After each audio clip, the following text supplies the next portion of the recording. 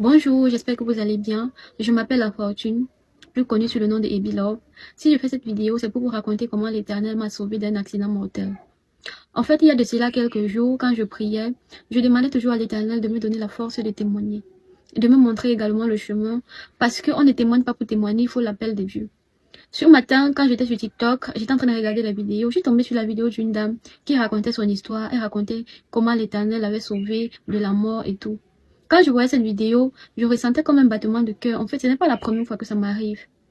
Je ressentais ce battement de cœur, mon cœur battait très fort. Et là, ça me donnait la sensation de témoigner. Ça me disait toujours témoigne, témoigne, témoigne, c'est ton heure. Donc, j'ai une fois compris que voilà, l'Éternel me disait qu'aujourd'hui, c'est le bon jour pour témoigner de sa gloire. À noter que ce n'est pas mon premier accident. Là, c'est mon deuxième accident et je vous promets que cet accident a été plus pire que le premier. Alors, je vous explique. La veille de mon accident, aux environs de 19 h, j'étais ici dans ma chambre. Et je vous promets, j'étais bizarre, je me sentais mal. Mon cœur battait. Et cela, ça battait vraiment fort. Je ne savais même pas pourquoi. Je me sentais tellement mal. Et je me disais toujours, il y avait une voix en moi qui disait toujours, ma fille, prie. Prie, prie, prie. J'ai fait une vidéo. C'est dans ma galerie, je ne sais pas quand est-ce que je vais poster ça. J'ai fait une vidéo ce soir-là, à 19 h, où j'étais en train de demander au Seigneur, pourquoi moi? Pourquoi je subis? Parce que franchement, du haut de mes 22 ans, je vous promets, autant pour moi, je subis tellement, et tellement, tellement, tellement. Donc j'étais en train de demander à l'Éternel que, Seigneur, pourquoi moi? Pourquoi je dois toujours passer par certaines situations? Pourquoi? Je me sentais tellement mal, je vous promets. J'étais en train de prier et je pleurais. Je prie, je pleure, je prie, je pleure. Donc, mes petits ont l'habitude de mettre le réveil dans le téléphone, dans mon téléphone. Voilà. Et subitement, à 3 h pile, 3h00, le réveil a sonné. Là, je suis saute. Déjà, habituellement, je ne suis pas quelqu'un qui me réveille tellement dans la nuit. Quand je dors jusqu'au petit matin. Je demande toujours à l'Éternel de me donner un sommeil léger. Parce que quand je dors, je dors. Ce jour-là, le réveil a sonné à 3 h pile. 3 h pile, je me réveille. J'allume le téléphone, je vois l'heure. Je pars là-bas aux toilettes pour uriner. Quand je reviens, je veux dormir, mais il n'y a pas le sommeil. Il y a toujours cette voix-là en moi qui dit qu'elle prie. Et je me mets en genoux, je commence à prier à 3 h. Je commence à prier, je commence à prier, je commence à prier. J'ai même chassé l'esprit de mort dans ma vie. Je commence à prier, à prier, à prier. Quand je dors, parce que j'ai prié de 3 h à 4 h. Donc, j'ai dormi à 4 h ce jour-là. Quand je dors, l'Éternel m'envoie un songe. Parce que quand on rêve au petit matin, là, c'est plus les songes. Et comme je ne suis pas quelqu'un qui sait lire, qui sait décrire les rêves et tout ça là, je fais un rêve au petit matin où j'étais avec mes amis. Et il y avait des messieurs qui venaient chercher mes amis. Apparemment, mes amis, je ne sais pas, ils avaient pris quelque chose. Maintenant, on cherchait la personne. C'était dans un sac. Et subitement, mon ami, il entre là, il prend le sac, il me remet. Quand les hommes là sont entrés pour chercher les gens qui avaient le sac, ils ont vu que c'est moi qui avais le sac et ils m'ont arrêté. Donc dans le rêve là, je rêvais qu'il y a des gens qui me cherchaient et qui m'ont arrêté moi. Déjà que ce n'était même pas moi qui avais le sac de base, mais au final on m'a arrêté. Et dans ce même rêve là, quelques minutes après, je ne sais même pas comment expliquer ça. Quelques minutes après, je me retrouve dans une salle. Je me retrouve dans une salle où il y a des gens.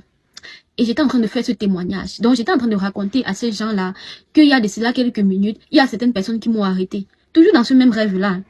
Vous voyez à quel point l'Éternel est puissant. C'est-à-dire que il me révélait déjà d'une manière ou d'une autre que il y a quelque chose, il y a des gens qui sont en train de te suivre. Il y a quelque chose qui va t'arriver. Mais après ce qui va t'arriver là, tu vas témoigner. Je ne sais pas si vous comprenez un peu comment. Il me disait que dans le songe là, ma fille, il y a quelque chose qui va t'arriver. Mais la chose là ne va pas te tuer. La chose là va te permettre de témoigner bien après de la gloire de l'Éternel. Parce que dans mon rêve, j'étais en train d'expliquer ce qui m'est arrivé auparavant. Il y a de cela quelques heures, quelques minutes. Donc quand je me lève, le matin, je devais aller au tournage. Même ce matin-là, ça ne donnait pas, il pleuvait même. Je suis sortie aux environs de 12 h comme ça là. Mais avant de sortir, je priais toujours.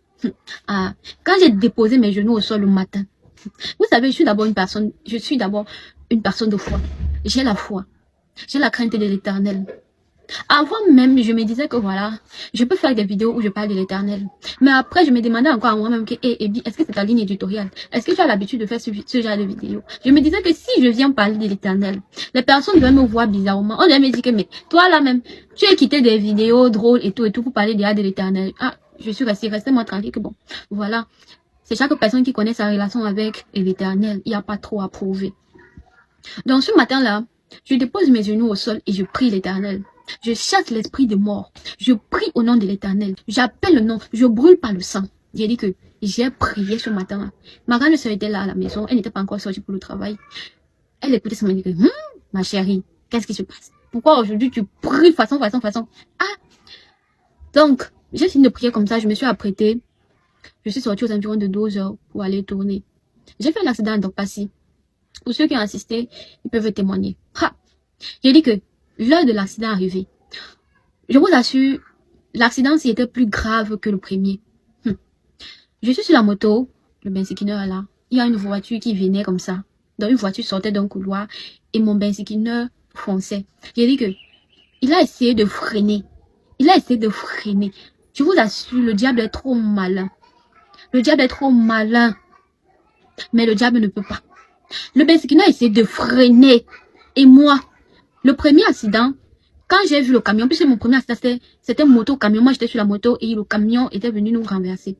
Donc quand j'avais vu le camion, j'ai sauté. Mais le second-ci, j'ai dit que j'étais immobile sur la moto. Crier me dépassait. Parler me dépassait. Même dire au benzikineur que pardon, freine, ça me dépassait. Je n'arrivais pas à parler, j'étais immobile sur la moto. Chance pour moi, j'avais ce réflexe-là depuis de mettre mes téléphones dans le sac. Donc j'avais mis mes téléphones dans mon sac. Je n'avais plus rien à main. Parler me dépassait. Dis au benzikineur que freine. Le benzikineur de son côté, il voulait freiner. Freiner là, l'avait dépassé. C'est là maintenant qu'on fait collision, bam, avec la voiture. Je quitte, je vous dis au nom puissant de l'Éternel, que si ce n'est pas lui ici, c'est personne. Je suis quitté derrière la moto.